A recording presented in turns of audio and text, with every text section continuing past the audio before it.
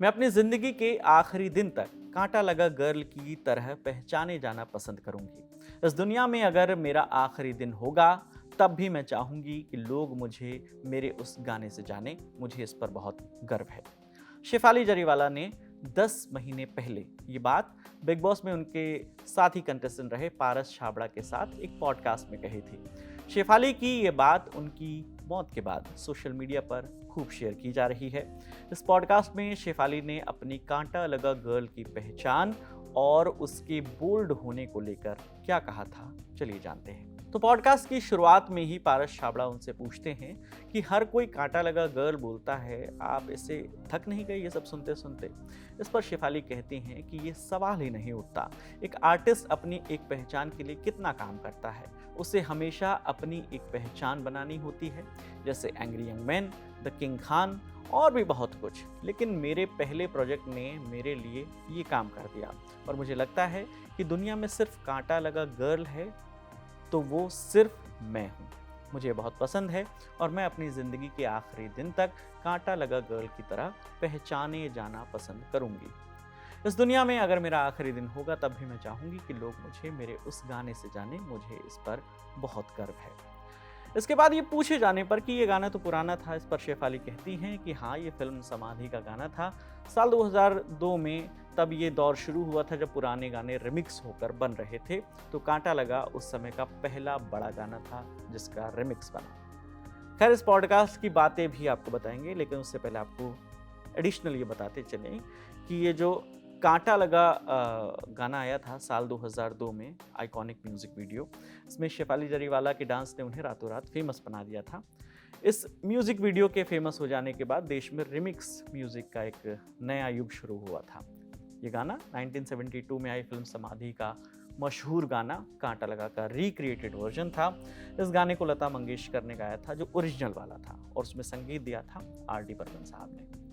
तो अब वापस पॉडकास्ट की बात पे आते हैं। तो कांटा लगा गाने को लेकर इस बातचीत में पारस जो होस्ट कर रहे थे शो, वो इस गाने से जुड़ी बचपन से जुड़ी अपनी एक मेमोरी शेयर करते हैं। कहते हैं कि मैं तब 8वीं या 9वीं क्लास में था, उस समय कैसेट्स आती थी और आपके इस गाने की कैसेट 55 रुपए की थी, बाकी तो 20 रुपए की आती थी, ये 55 रुपए की थी।